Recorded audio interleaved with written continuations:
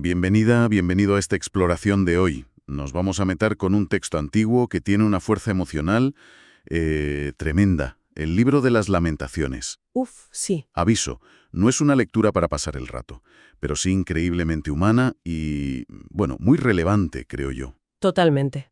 Es de esos textos que te remueven. Nuestra idea no es hacer un resumen académico, ¿sabes? Sino más bien meternos en las capas de dolor, de destrucción, de lo que el texto llama pecado y también, De esa esperanza que aparece. exacto, una esperanza sorprendente que surge en medio de todo. Vamos a intentar, pues, desgranar estas poesías tan intensas. Muy bien. Empezamos por el principio, ¿no? El capítulo 1. Arranca con una imagen que, vamos, te golpea. ¿Cómo ha quedado solitaria la ciudad antes tan llena de gente? Uf. Es un contraste brutal con el pasado glorioso que describe, grande entre las naciones, y este presente desolador de viuda y esclava. Vaya. Exacto. Y para entender esa imagen hay que pensar en el contexto.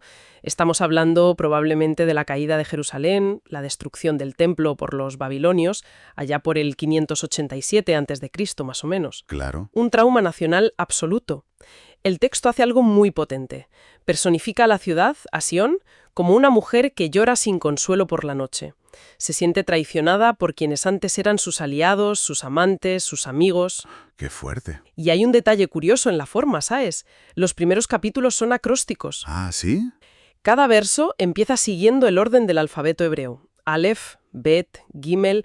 Es como si quisiera decir, mi dolor va de la A a la Z, lo abarca todo. Una totalidad del duelo. Qué manera de intentar expresar lo inexpresable.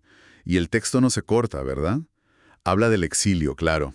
Sí, en el verso 3. Y esto es interesante, señala una causa dentro del propio pueblo.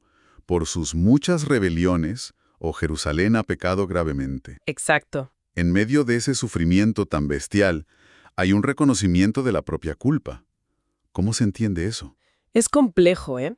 No es tanto un nos lo merecemos simple, quizás, sino, una forma de intentar encontrarle un sentido a la catástrofe dentro de su visión del pacto con Dios. Ajá. Si Dios es justo, y esto ha pasado, pues debe haber una razón. Y la encuentran en su propia infidelidad. Pero esto convive con la descripción cruda del dolor. Ya. Los caminos vacíos, los sacerdotes llorando, las puertas destrozadas, la pérdida de toda belleza, los enemigos burlándose. La humillación pública esa, de han visto su desnudez. Uf, sí. Y la falta total de consuelo. Nadie la consuela. Y la desesperación material, ¿eh? Cambiar tesoros por comida para no morir. Tremendo. Y en medio de todo eso, esa llamada de atención. A Dios, directamente. Mira, Señor, mi aflicción. Sí. Y también a cualquiera que pase. Fíjense ustedes, miren si hay dolor como mi dolor. Es un grito, ¿verdad? Totalmente. Necesita testigos, que se reconozca la magnitud de lo que está pasando. Casi como diciendo, esto no es normal, mírenme. Exacto. Si el capítulo 1 nos dejaba tocados, el segundo parece que sube la apuesta. Sí. La sensación de abandono se vuelve casi terrorífica, porque aquí Dios no es que esté ausente, es que se le presenta como el que está causando la destrucción. Madre mía. Empieza diciendo, ¿cómo ha nublado el Señor en su furor a la hija de Sión? La imagen es tremenda.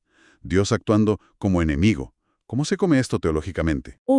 Es una de las partes más duras del texto, sin duda. Intenta explicar la catástrofe no como un accidente, ni siquiera solo como obra de los babilonios, sino como una acción directa de la ira de Dios. Directa. Sí. Usa palabras muy fuertes. En su furor, ardió en Jacob como llama de fuego, derramó como fuego su enojo. Esto plantea preguntas enormes sobre quién es Dios y cómo se relaciona con el sufrimiento, especialmente el de su propio pueblo. Claro. La destrucción se ve como un juicio divino activo, muy duro. Y esa destrucción se describe como total. Viviendas, fortalezas, reino, príncipes, palacios, el santuario. Todo. Las murallas, las puertas, es el colapso de todo. La vida religiosa y social se hace añicos. No hay fiestas, no hay sábados, no hay ley. Ni visiones proféticas. Ni siquiera los profetas reciben visiones. Es el silencio de Dios, pero un silencio activo, destructor. Vaya tela. Y el coste humano es desgarrador. Los ancianos sentados en el suelo, en silencio, con ceniza en la cabeza. Uf. Y la imagen que quizá parte el alma. Los niños y bebés muriendo de hambre en las plazas, preguntando a sus madres dónde hay pan y vino, mientras literalmente expiran en sus regazos. No, si es que... Es brutal. Y en ese contexto los enemigos que pasan se burlan.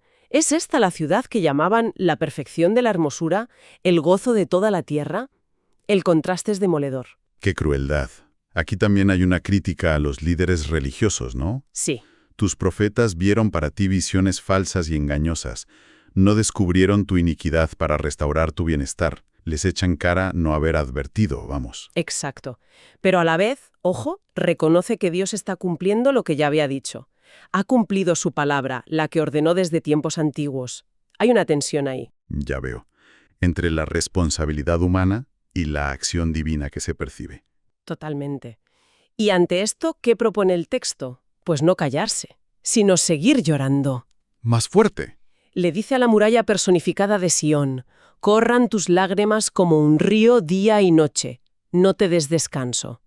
Increíble. Y llega a plantear lo impensable, el límite del horror humano provocado por el asedio.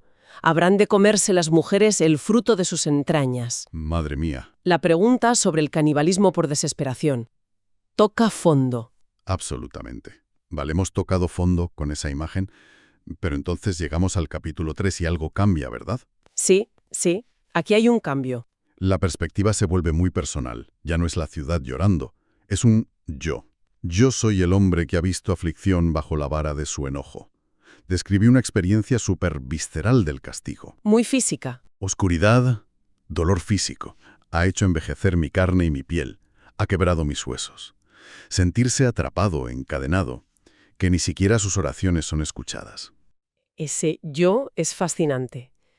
¿Quién es? El profeta Jeremías, como dice la tradición. Una figura que representa a todo el pueblo sufriente. Una especie de Job colectivo. No lo sabemos seguro, pero Pero la fuerza está ahí. la fuerza de las metáforas que usa es tremenda. Dios es como un oso o un león esperando para atacar, o como un arquero que le usa a él, a este yo, como diana. Imagina sentir eso. Terrible. La desesperación es total. Dice que es la burla de todos, que está lleno de amargura, humillado hasta el polvo, Sí, que ha perdido la paz, que ni recuerda lo que era estar bien, hasta llegar a decir, ha perecido mi vigor y mi esperanza en el Señor. Parece el final. No hay salida. pero no. Y aquí viene el giro más sorprendente de todo el libro.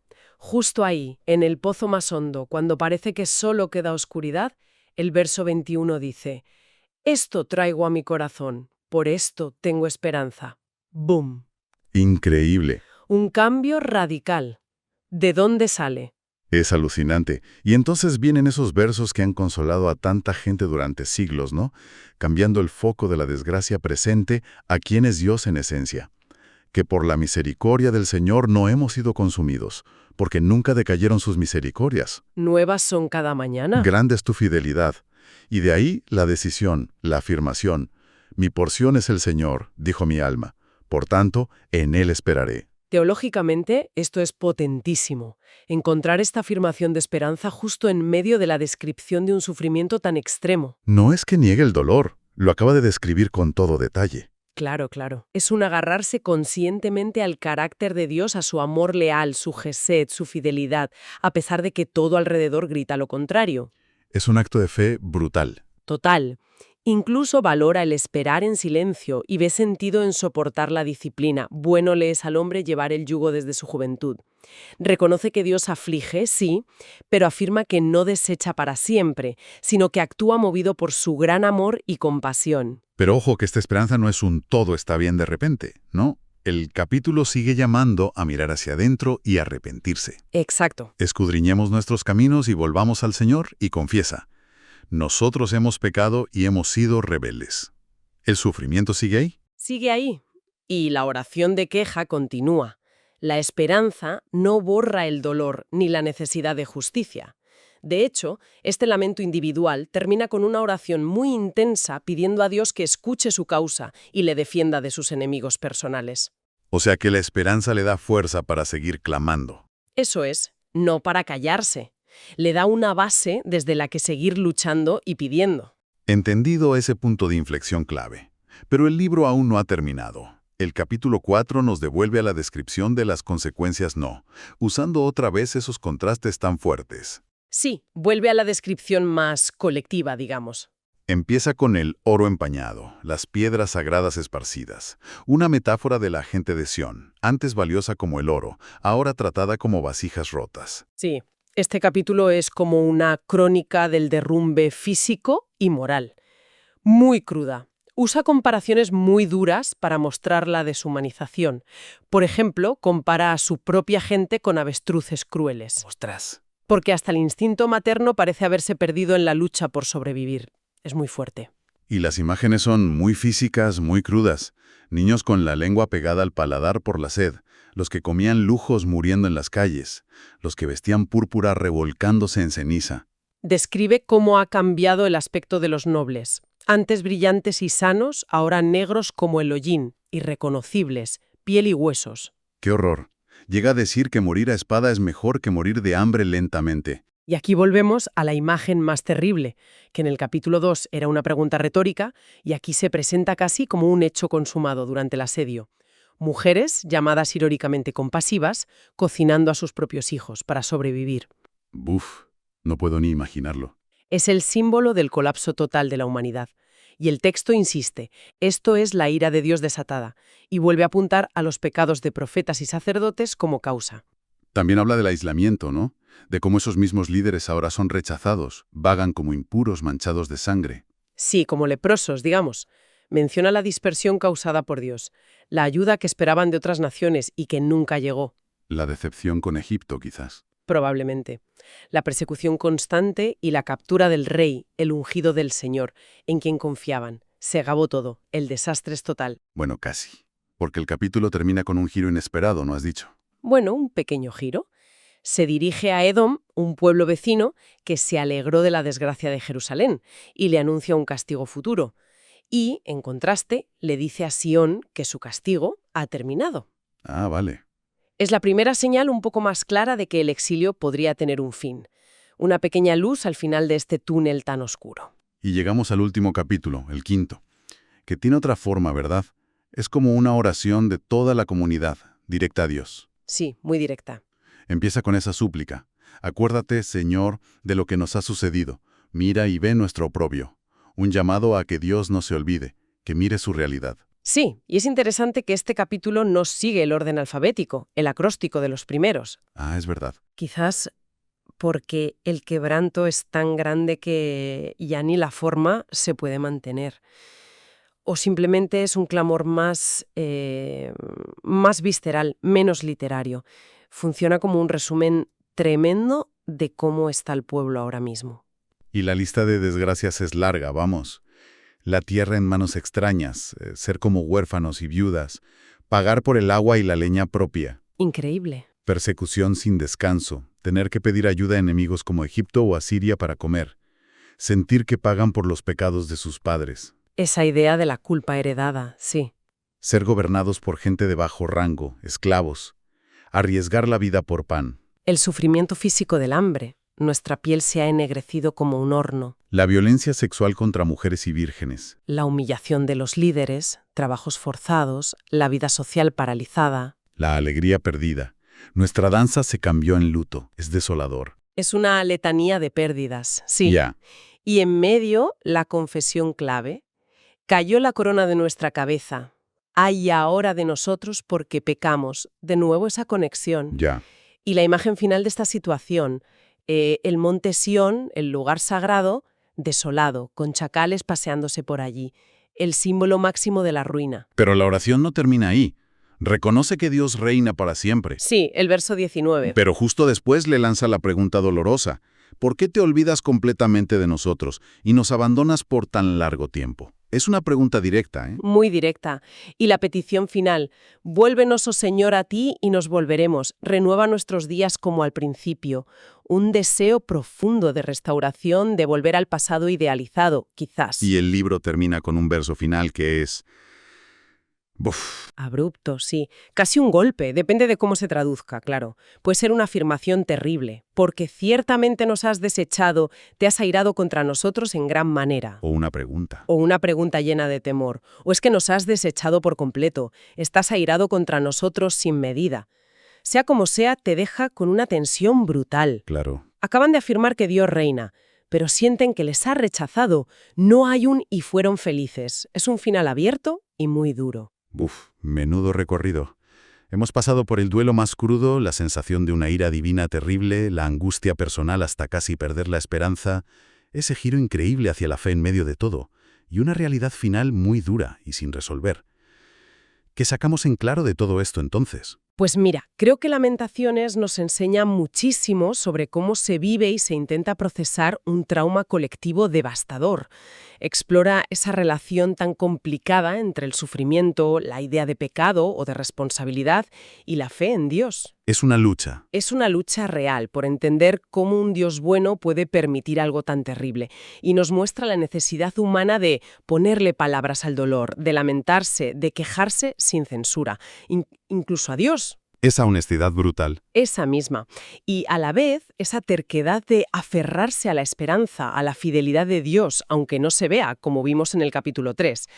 La honestidad brutal del libro es lo que lo hace tan potente, creo yo. No endulza nada, ni el dolor ni la fe fácil. Y ese final, sin una solución clara, con esa petición casi desesperada de «vuélvenos a ti» y esa sensación de rechazo justo después de afirmar la fe. Exacto. Nos deja pensando, ¿qué valor tiene hoy poder expresar el sufrimiento, la duda, la queja, de forma tan directa, sin filtros, incluso hacia lo sagrado? Buena pregunta. En un mundo que a menudo busca respuestas rápidas, consuelos fáciles, o que prefiere callar ante el dolor que nos entiende, ¿qué nos dice esta forma antigua de lamento? Sí. Nos enseña algo sobre cómo afrontar las crisis, las tragedias, sin caer en explicaciones simplistas. ¿Necesitamos quizá recuperar un espacio para esa honestidad brutal al hablar de nuestro propio sufrimiento, ya sea individual o colectivo? Ahí queda la reflexión.